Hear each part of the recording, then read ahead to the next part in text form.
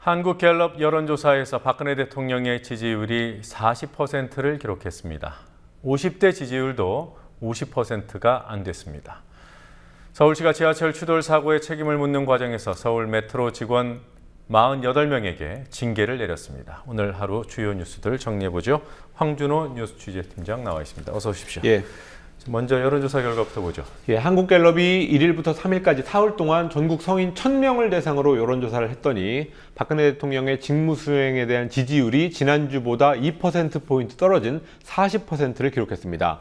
문창극 파동 같은 인사 참사가 터진 이래 3주 연속 하락이었고요. 또 취임 후에 최저치를 기록했습니다. 연령대별로 보니까 특히 50대에서 처음으로 긍정평가 답변이 50% 밑으로 떨어진 것이 가장 주목됐습니다. 50대는 긍정 48%, 부정 43%를 기록했으니까 일단은 긍정평가가 5%포인트 높기는 합니다.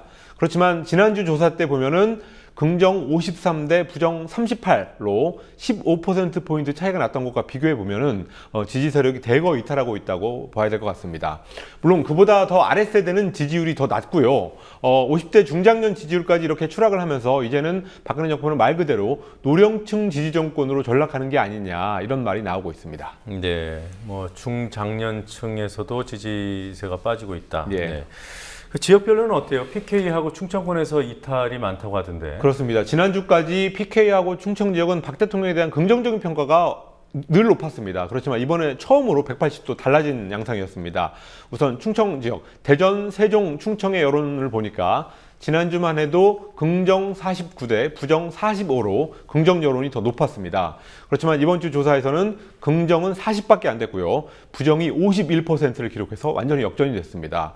또 PK, 부울경 지역, 부산, 울산, 경남 지역에 역시 지난주 조사 때는 긍정이 51, 부정이 37%로 상당히 긍정 여론이 더 높았는데 이번 주 조사를 보니까 긍정 41 그리고 부정 49로 뒤집어졌습니다. 이번 주 조사에서 긍정적인 여론이 높았던 곳은 전국적으로 볼 때 TK, 대구 경북밖에 없었습니다. 그러니까 종합적으로 볼 때 박근혜 정부가 TK 그리고 앞서 말씀드렸듯이 노령층을 기반으로 한 정권으로 전락하고 있다 이런 평가가 나오고 있습니다. 네. 자, 그리고 서울시가 서울 메트로 직원들 징계를 했던데 그 수가 많아요. 예, 서울시가 지난 5월에 일어났던 지하철 2호선 추돌 사고의 책임을 묻는 과정에서 사고 당일 근무했던 직원 48명을 징계하라고 지시한 것으로 알려졌습니다. 이 징계자 명단에는 당시에 대참사를 막았다고 평가받는 뒷열차의 기관사까지 포함되어 있어서 논란이 일고 있습니다.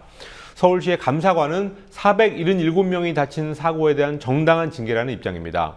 그렇지만 서울메트로 노조는 사고 발생 시간대에 근무했다는 이유 하나만으로 직원 대부분이 문책을 받는 상황은 절대로 수용할 수 없다면서 징계가 확정되면 재심을 청구하겠다고 말했습니다. 노조는 또 서울시가 경찰 그리고 항공철도사고조사위원회 여기에 조사가 끝나지도 않은 상황에서 탁상에 앉아서 내린 징계 결정이라고 강력히 비판했습니다. 자, 그리고 고추밭 논란을 일으켰던 사람이죠. 예. 최양희 미래창조과학부 장관 후보자. 오늘 새로운 의혹이 나왔더군요. 예, 지난번에는 다운 계약서 때문에 세금 탈루가 됐다 이런 말씀을 드렸는데 또 세금 탈루 의혹이 추가가 됐습니다. 지난 2006년부터 2012년까지 6년 동안 포스코 사회이사로 재직하면서 수당과 법인카드 사용을 포함해서 약 2억 5천만 원 정도의 급여를 받았습니다. 그런데 이 급여에 대한 세금을 그동안 내오지 않다가 장관 지명 직후인 지난달 23일에 갑자기 국세청에다가 자진 신고를 해서 약 2,900만 원가량의 세금을 냈습니다. 새정치민주연합의 송호창 의원은 최 후보자가 장관 지명 후에 자진 납세를 했다는 그 사실은 스스로 세금 탈루를 인정한 셈이다 라고 비판했습니다. 또 다른 의혹도 있습니다. 서울대가 제출한 자료를 보면 최 후보자가 2009년부터 13년까지 총 22번의 해외 출장을 나갔는데 그중에서 7차례에서 아내의 출구 일자와 행선지가 겹쳐서 부부 동반 해외 출장이 아니냐 하는 의혹이 제기되고 있습니다.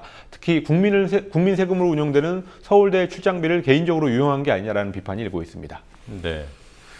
자, 그리고 군 총기 사고 이후 관심병사 분류 기준에 대해서 관심이 많지 않습니까? 예. 오늘 여기에 관한 1인 시위가 있었어요. 예, 요즘에 용산 국방부 청사 앞에서 군의 관심병사 분류 기준에 항의하는 한국 한부모연합 회원들의 릴레이 시위가 매일 열리고 있습니다. 한부모연합이라고 하면 말 그대로 미혼모라든지 또 한부모 가정의 가장으로 구성된 단체인데요. 군이 결손 가정과 또 한부모 가정의 자녀, 경제적 빈곤자 이렇게 가정 환경만을 기준으로 해서 이 사람이 관심병사다 이렇게 분류하는 군의 정책은 인권 침해라면서 강력히 항의하고 있습니다. 한 시위 참가자는 외할머니 밑에서 컸던 오바마 미국 대통령도 만약에 한국에서 살았다면 관심병사가 될 거다라는 피켓을 들고 군을 비판했습니다. 네. 그리고 지난 3월에 있었던 사건입니다. 송파 세모녀 사건이요. 그 사건이 일어난 뒤에 정부가 그 긴급 복지 지원 제도라는 것을 강조하지 않았습니까? 그 제도 실효성에 대한 얘기가 있어요? 송파 세모녀 사건과 같은 비극의 재발을 막기 위한 장치로 주목받았던 제도가 바로 긴급 복지 지원 제도였습니다. 2006년에 처음 도입됐는데 생계 유지조차 어려운 저소득층 가구에 필요한 복지 서비스를 3일 안에 급하게 선지원한 다음에 나중에 심사하는 그런 제도입니다. 국회 예산정책처의 조사 결과가 오늘 발표가 됐는데요. 긴급복지가 3일 안에 지급되는 경우가 원래 정부 목표치는 95%가 되게 하겠다라는 게 목표인데 거기에 크게 미치지 못하는 것으로 밝혀졌습니다. 특히 생계비, 돈을 지원하는 생계 지원 분야는 84%, 또 살 곳을 지원하는 시설 지원은 65%밖에 실행되지 못하고 있습니다. 수치 자체로는 높은데 액수가 워낙 작은 액수라서 그걸 좀 더 빨리 지원할 수 있다는 지적이 나오고 있습니다. 긴급복지지원제도가 지원 신청 후에 여전히 늑장 지원되는 경우가 많이 있어서 긴급복지가 아니라 뒷북복지가 되고 있다는 지적이 나오고 있습니다. 네. 자, 그 밖에 오늘 또 어떤 뉴스들이 있었습니까? 경남 밀양 송전탑이 통과하는 마을 인근에 농성장이 새로 설치되는 등 2차 투쟁을 위한 움직임이 본격화되고 있습니다. 오늘 미술작가 등 20명이 농성장 마을 두 곳에서 컨테이너 농성장 외벽을 꾸미는 작업을 실시했습니다. 조희연 서울시 교육감이 전교조, 전국교직원 노동조합의 법외 노조 판결 이후 교육부와 전교조의 갈등이 고조되는 상황과 관련해서 박근혜 대통령을 향해서 전국 시도 교육감들의 의견을 듣는 자리를 마련해달라고 공식적으로 면담을 요청했습니다.